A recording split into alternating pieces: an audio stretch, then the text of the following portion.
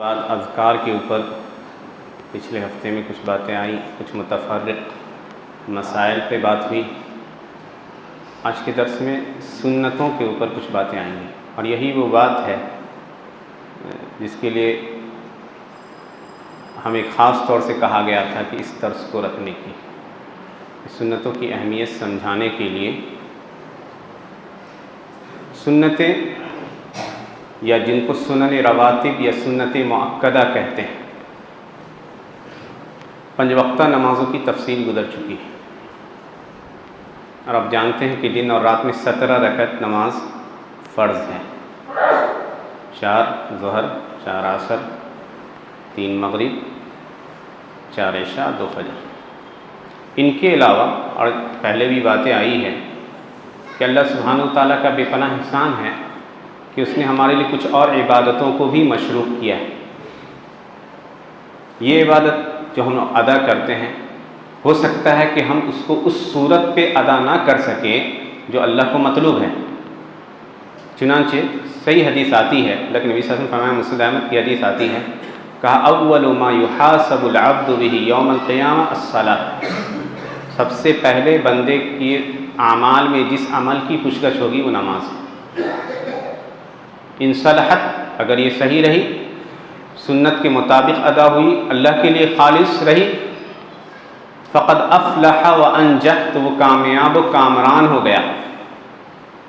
اگر یہ نماز صحیح طریقے سے ادا نہ ہوئی، سنت کا خیال نہ رکھا گیا، نبی صلی اللہ علیہ وسلم کی پیروی نہ کی گئی، اللہ کے لیے نہ رہی، جیسے تیسے ادا کی گئی، تو اللہ کے نبی صلی اللہ علیہ وسلم فرمایا فقد خاب و خسر، تو ناکام و نامراد ہوا وہ شخص۔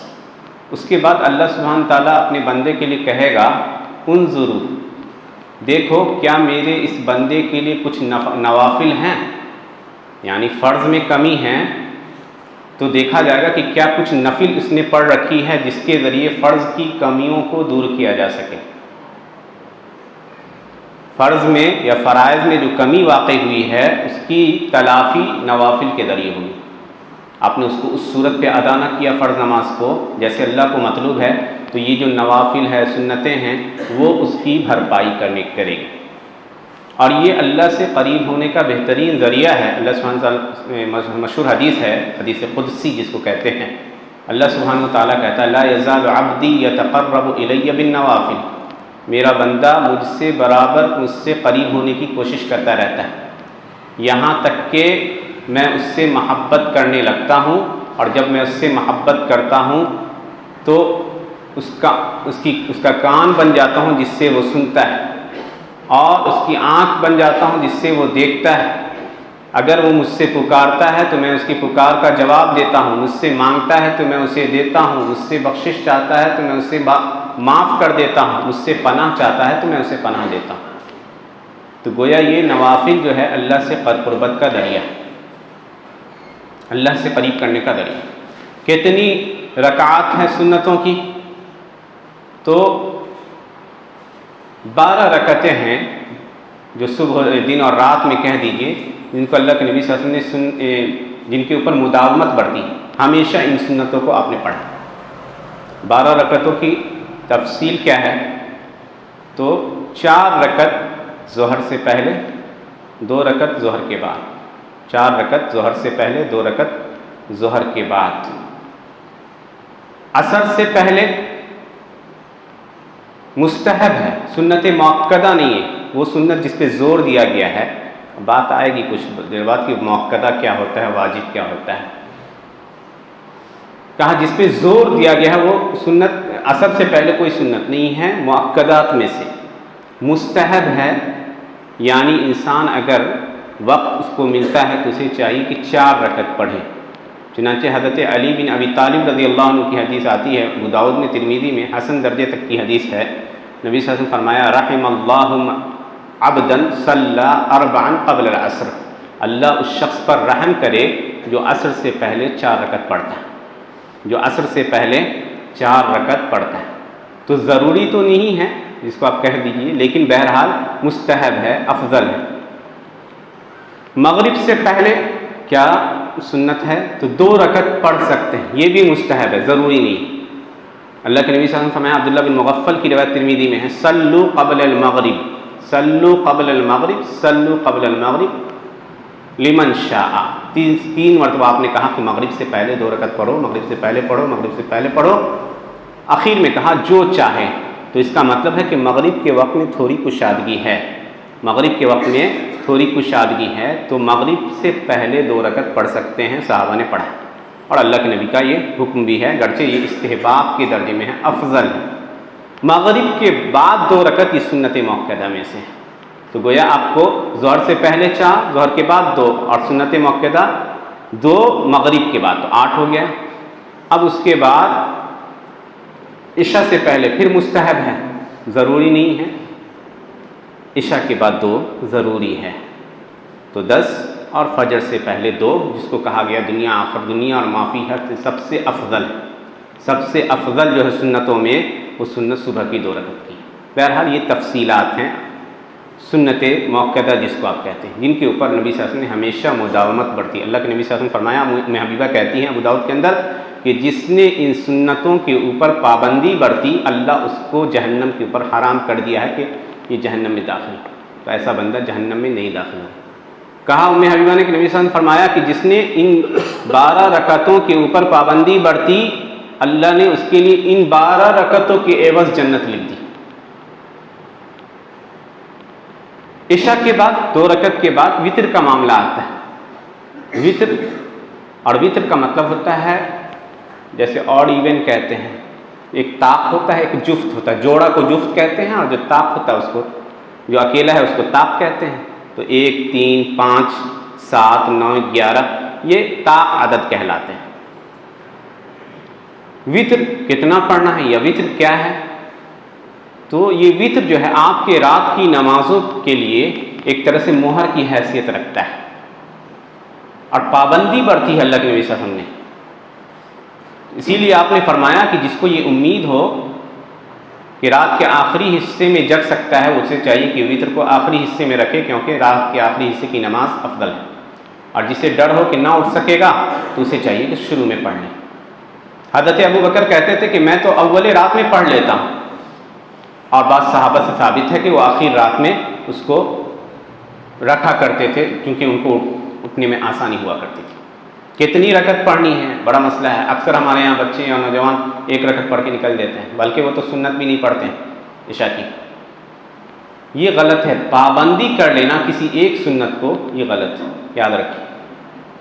ٹھیک ہے، 2 رکعت آپ نے عشاء کی سنت کی ادا کی، اس کے بعد کچھ پڑھیے ضرور۔ وطر کہتے ہیں کہ 2 رکعت، اللہ کے نبی نے فرمایا کہ رات کی نماز 2 رکعت ہے، فَإِذَا خِفْتَ الصُّبْحَ، جب صبح کا خوف ہو تو وطر پڑھ لیا کرو۔ تو وطر ان جوڑے میں پڑھی ہوئی نمازوں کے لیے مہر کی حیثیت رکھتا ہے۔ تو آپ نے جوڑے میں نماز پڑھی کب کہ آپ اس کے لیے وطر پڑھ رہے ہو؟ 1 رکعت وطر کو جائز قرار دیا ہے علماء نے، یاد رکھیے، ابو داؤد کی حدیث صحیح ہے۔ اللہ کے نبی نے فرمایا جو چاہے 1 رکعت وطر پڑھنا چاہے 1 پڑھے، 3 پڑھنا چاہے 3 پڑھے، 5 پڑھنا چاہے 5 پڑھے، 7، 9، 11 تک آپ نے پڑھی ہے، بلکہ زیادہ سے زیادہ اللہ کے نبی صلی اللہ علیہ وسلم سے 13 رکعت تک ثابت ہے، اس سے زیادہ آپ نے کبھی نہیں پڑھی، اس سے زیادہ آپ نے کبھی نہیں پڑھی۔ تو 1 رکعت کو معمول بنا لینا، بوجھ سمجھ کے ادا کرنا، وہ آپ کی نماز آپ کے منہ پہ مار دی گئی۔ تو ایسا نہ ہو، بلکہ ہم نے کئی بار اس بات کو دہرایا ہے کہ کسی مسئلے میں بھی 1 سے زائد سنت ہو تو اس پر عمل کیا جائے۔ آپ نے 1 رکعت پڑھ لی، مان لیجئے 2 مالکیہ کچھ علماء کہتے ہیں، شوافی حنابلہ کہتے ہیں چل جائے گا، لیکن بہرحال اس افضل یہ ہے، ادنی الکمال کہا گیا کہ 3 پڑھیے۔ 3 رکعت وطر کیسے پڑھیں گے؟ اللہ کے نبی نے منع کیا ہے کہ مغرب سے مشابہ مت کرو وطر کو، مغرب کی نماز کے جیسے نہیں پڑھنا ہے۔ تو گویا آپ کو پڑھنا ہے 3 رکعت بغیر بیچ میں بیٹھے ہوئے، یاد رکھیے، بغیر بیچ میں بیٹھے ہوئے۔ پہلی رکعت میں سورہ اعلیٰ، دوسرے میں سورہ کافرون، اور تیسرے میں قل هو اللہ احد۔ مغرب میں آپ بیٹھ جاتے ہیں تشہد میں نہیں بیٹھنا، تینوں رکعت میں آپ جو لاسٹ ہی میں جا کے بیٹھنا، تیسری رکعت میں، یہ ایک صورت ہے۔ وطر کی اور بھی صورتیں آئی ہیں، وطر کی ایک صورت تو یہ بھی ہے، 3 رکعت یہ ہوا، 5 رکعت میں وطر پڑھنا۔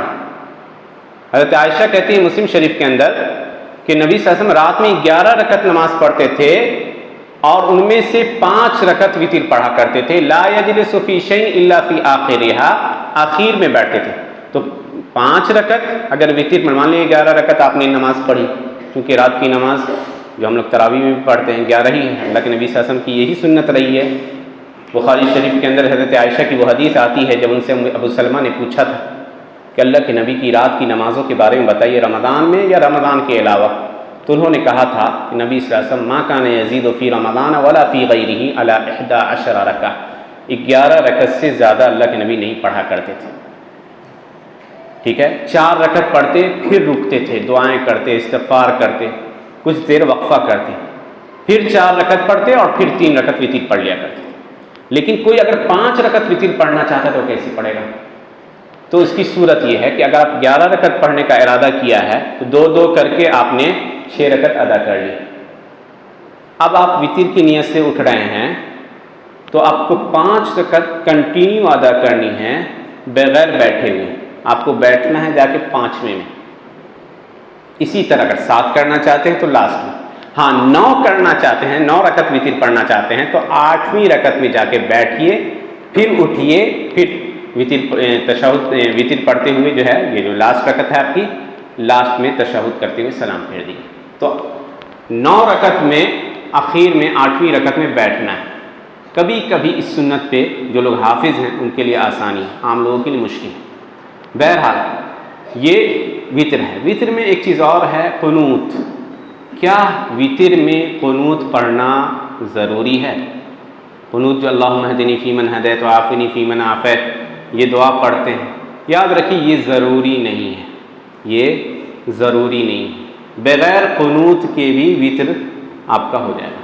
یاد رکھیے وطر کا تعلق قنوت سے نہیں ہے۔ بہت سارے لوگ سمجھتے ہیں کہ اس کا تعلق وطر سے ضروری ہے، ایسا نہیں۔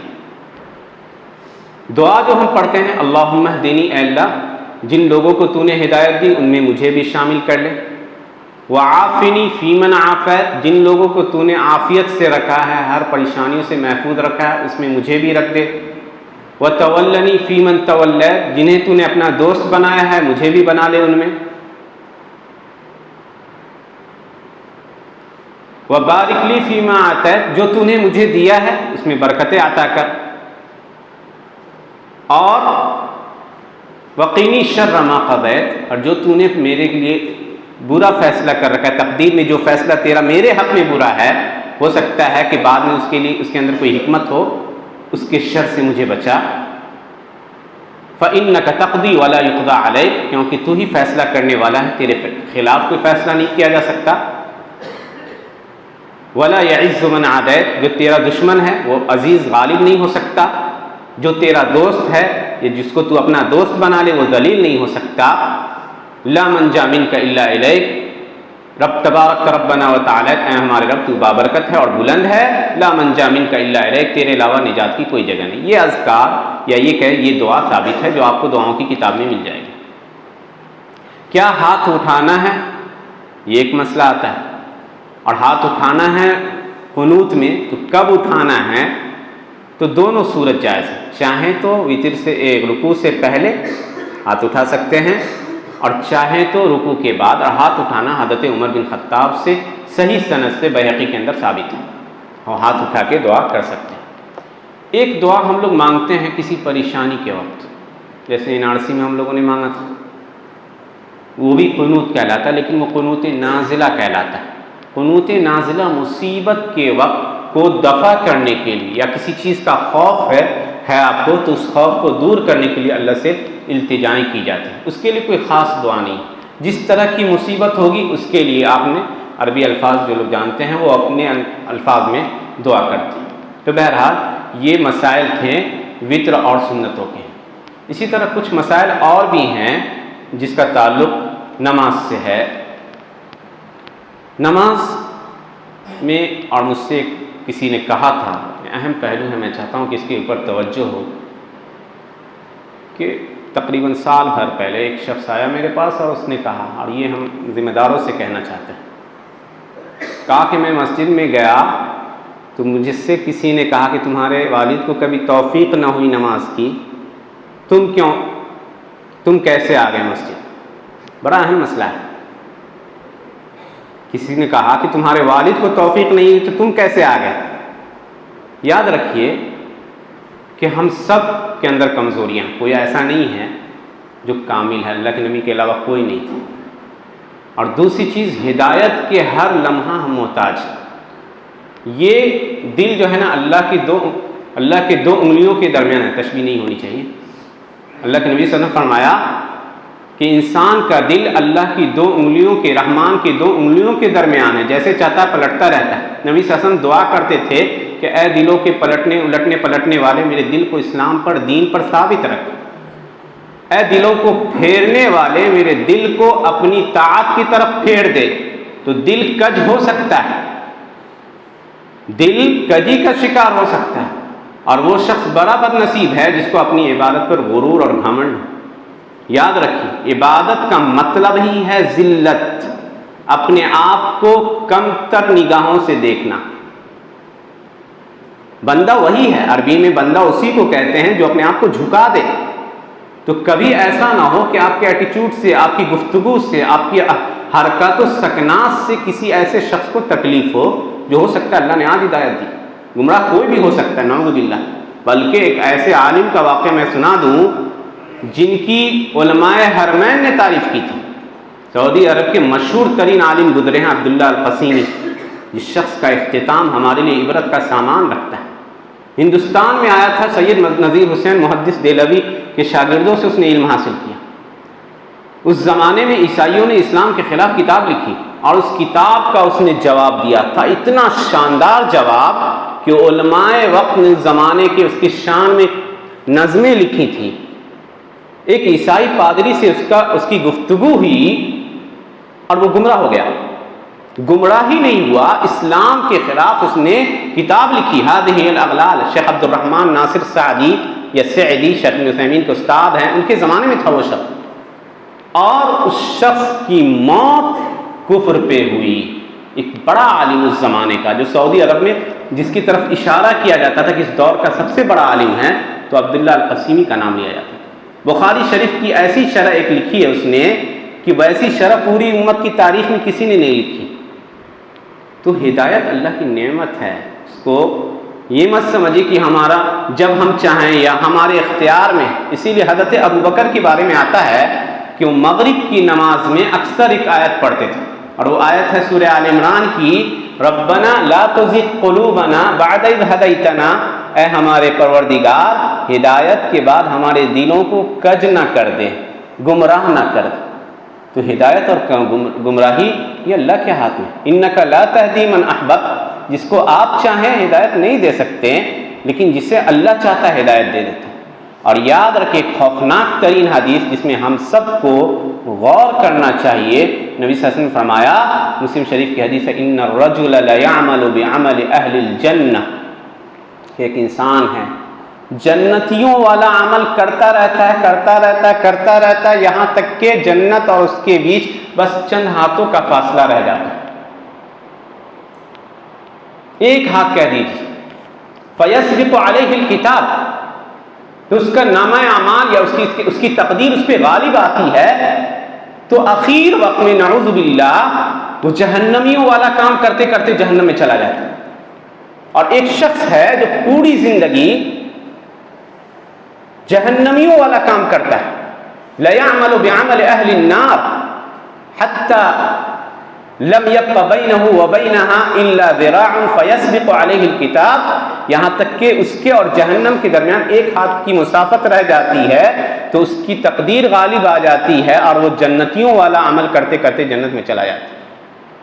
خوفناک حدیث ہے۔ لوگوں نے کہا کہ اللہ سبحانہ وتعالیٰ کسی شخص کو جو پوری زندگی نیکی کرے، کیسے جو ہے تقدیر میں، نعوذ باللہ لوگ تقدیر کو حجت بنائیں گے، یہاں تقدیر میں برا لکھا ہوا تھا، نہیں ایسا نہیں ہے۔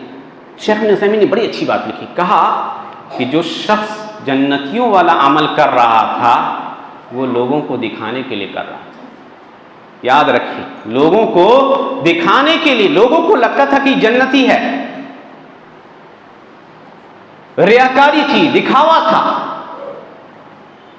نام و نمود اور شہرت کا حصول تھا، وہ خالص اللہ کے لیے نہیں تھا، اسی لیے اللہ نے اس کے پردے کو چاک کر دیا۔ اور یہ اللہ کی مہربانی ہے کہ اللہ سبحانہ وتعالیٰ ہمارے اور آپ کے گناہوں کو پردہ ڈال رکھا۔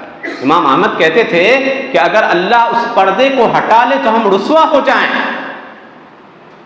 جو پردہ اس نے ہمارے گناہوں پہ ڈال رکھا، تو کتنے گناہ ایسے ہیں انسان نے کیے ہوں گے جن کو صرف اللہ اور اس کے علاوہ کوئی تیسرا نہیں جانتا سوائے اس فرشتے کو جو لکھتا ہے۔ تو اپنے گناہوں پر روئیں۔ اگر کوئی آتا ہے تو حضرت معاذ ابن جبل اور ابو موسیٰ اشعری کو اللہ کے نبی نے یمن کی طرف بھیجا تھا سفیر بنا کے، کیا کہا تھا؟ پیغام دیا تھا بشرا ولا تنفرا، کہ لوگوں کو خوشخبری سناؤ، ان کو دین سے نفرت مت سکھاؤ۔ ایسا نہ ہو کہ مسجد میں آنے سے کچھ لوگ اس لیے کترائیں کہ ان کو لگتا ہے کہ فلاں فلاں فلاں فلاں ہم کو کیا کہے گا۔ کسی کا خوف کھانے کی ضرورت نہیں ہے، اللہ سبحانہ وتعالیٰ نے آپ کو ابھی موقع دیا ہے۔ ان اللہ یقبل توبۃ العبد ما لم یغرغر، جب تک روح جو ہے اس حلق تک نہ آ جائے اس وقت تک اللہ توبہ قبول کرتا ہے، اس لیے توبہ کر لو، لوگ کوئی کام نہیں آئیں گے۔ لوگوں کی پرواہ کرنا چھوڑ دیجیے، سب سے بڑی رسوائی آخرت کی رسوائی۔ دنیا میں رسوا کہہ دے، دو کہنا ہے کہہ دیں، 4 دن کہنے کے بعد خاموش ہو جائیں گے۔ تو یاد رکھیے کہ اللہ سبحانہ وتعالیٰ کی ستر کو، پردے کو، جو ستر اس نے اپنے بندے کے گناہوں کے اوپر جو پردہ ڈال رکھا ہے، اس پردے کو کھولنے مت دیجیے۔ اور بہترین مسلمان وہ ہے، نبی صلی اللہ علیہ وسلم نے فرمایا، جو کسی مسلمان کے گناہوں پہ پردہ ڈال دے۔ ہمارے معاشرے میں اب برائی اتنی تیزی سے پھیلے گی کہ آپ چونک جائیں گے۔ وہ دن دور نہیں ہے کہ آپ لوگوں کو روڈ پر زنا کرتے ہوئے دیکھیے گا۔ کہاں گئے؟ معاشرہ دھیرے دھیرے دین سے دور جا رہا ہے۔ اور اللہ کے نبی صلی اللہ علیہ وسلم نے کہا تھا ينقض عرى الاسلام او تنقض عرى الاسلام عروة عروة، اسلام دھیرے دھیرے ٹوٹتا ہوا، یا اسلام کے احکام لوگوں سے چھوٹتے چلے جائیں گے۔ سب سے پہلی چیز جو چھوٹے گی وہ اللہ کی کتاب کے مطابق فیصلہ کرنا، یہ لوگ چھوڑ بیٹھیں گے سب سے پہلے۔ اور سب سے آخری چیز چھوٹے گی وہ نماز، سب سے آخری میں چھوٹنے والی چیز نماز ہے، اور یہ بھی چھوٹتی چلی جا رہی۔ اللہ المستعان۔ تو بشارت دینے والے، خوشخبری دینے والے، لطیف و مہربان بنیے، نفرت دلانے والے، لوگوں کو اللہ کی رحمت سے مایوس کرنے والے نہیں بنیے۔ اللہ سبحانہ وتعالیٰ سے دعا ہے کہ اللہ سبحانہ وتعالیٰ ہمیں دین کے پیغام کو عام کرنے اور ان کے مطابق عمل کرنے کی توفیق عنایت فرمائے۔ آمین۔ وآخر دعوانا ان الحمد للہ رب العالمین۔